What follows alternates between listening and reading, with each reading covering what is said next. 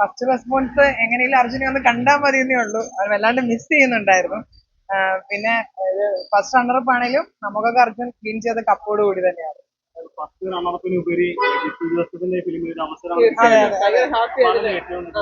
അർജുന്റെ ലക്ഷ്യം അത് തന്നെയായിരുന്നു.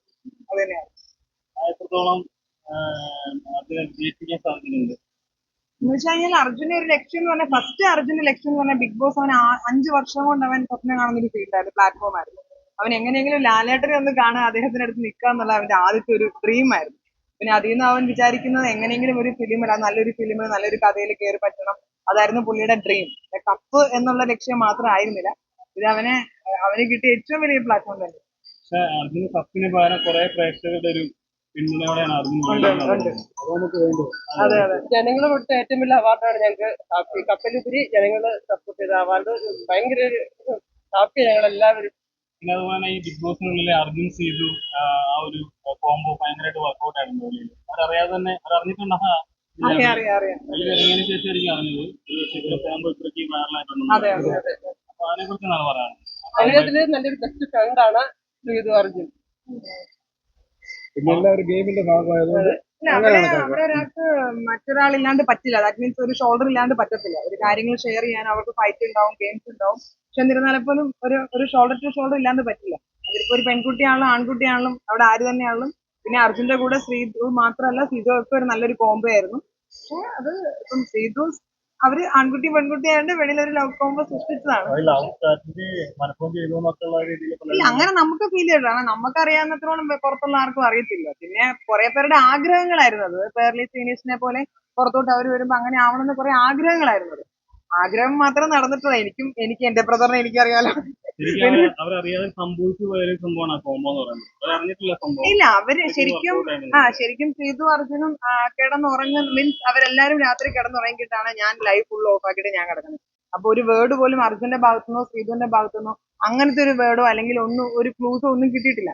പക്ഷെ പുറത്തെ ഫാൻസിന്റെ ആഗ്രഹമാണ് അവർ പ്രകടിപ്പിച്ചത്. അല്ലാതെ അവർ നല്ല ഫ്രണ്ട്സ് ആണ്. ഞാൻ റെസ്പെക്ട് ചെയ്യുന്നു. ഞാൻ അവിടെ കയറിയപ്പോഴും ഞാൻ ശ്രീതുവിനെ കണ്ടിരുന്നു, മിണ്ടിയിരുന്നു. നമുക്ക് നല്ല പോസിറ്റിവിറ്റി ആണ് തോന്നിയത്. ശരിക്കും എനിക്ക് ശ്രീതുവിനോട് റെസ്പെക്ട് ആണ്. കാരണം എന്റെ ഒരു ഭാഗം അവൾ അവിടെ കൊടുത്തു എന്ന് എനിക്ക് തോന്നി. ദാറ്റ് മീൻസ് ഒരു ഷെയറിങ്. ഈ സീസൺ 6 ഒരു നല്ലൊരു ക്യാരക്ടറിന് ഉടമയെന്ന് പറയാം. അതായത് മൊത്തം കണ്ടസ്റ്റൻസിനെ എടുത്ത് നോക്കുകയാണെങ്കിൽ ടോട്ടലി നോക്കുകയാണെങ്കിൽ നല്ലൊരു, ഇങ്ങനെയാണ് പൊതുവെ കമന്റ്സ് ഒക്കെ. അപ്പൊ അതിനെ കുറിച്ച് എന്താണ് പറയാനുള്ളത്? അർജുനെ സംബന്ധിച്ച് അവനൊരു പേഴ്സണാലിറ്റി അല്ല, അവനൊരു ക്യാരക്ടർ വൈസ് ഉണ്ട്.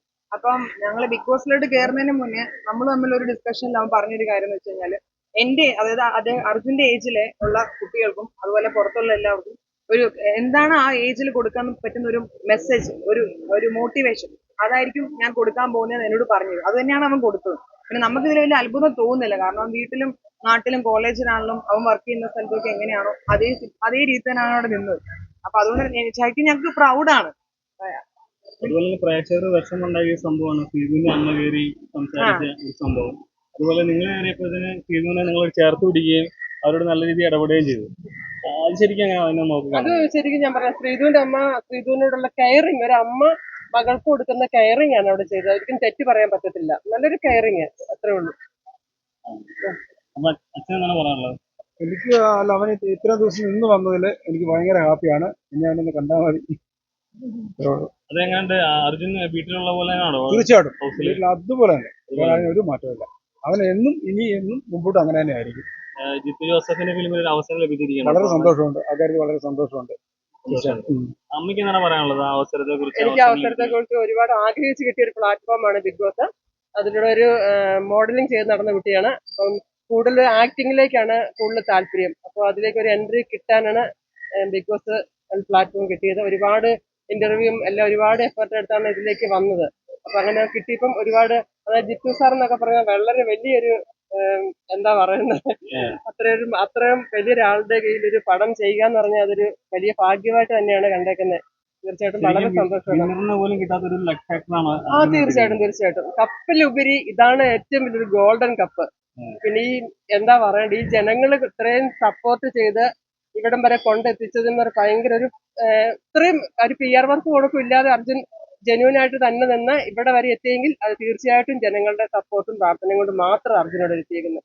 നമുക്ക് പ്രേക്ഷകരോട് എന്നാ പറയാനുള്ളത്? പ്രേക്ഷകരോട് ഒരുപാട് നന്ദിയാണ് പറയുന്നത്. ഒരുപാട് ഇവിടെ നന്ദി. വരെ എത്തിച്ച താങ്ക്സ്. ഇവിടെ വരെ ആൾക്കാർക്ക് എത്തിച്ച വളരെയധികം നന്ദിയുണ്ട്. പിന്നെ എല്ലാവരുടെയും പ്രാർത്ഥനയും സപ്പോർട്ടും കൊണ്ട് മാത്രമാണ് അവിടെ വരെ എത്തിയത്. എല്ലാവർക്കും വളരെയധികം നന്ദി. Thank you.